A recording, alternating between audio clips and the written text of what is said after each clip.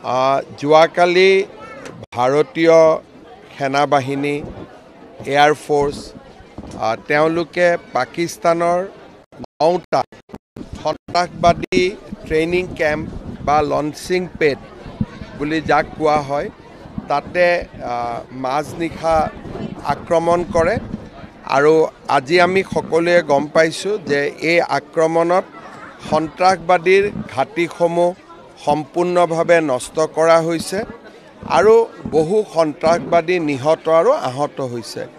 আমি ভাৰতীয় সেনাবাহিনী, ভাৰতীয় বায়ুসেনা আৰু ভাৰতীয় নৌসেনাক অভিনন্দন জনাইছোঁ। অহা দিনকেইটা প্ৰত্যাহ্বানমূলক হ'ব।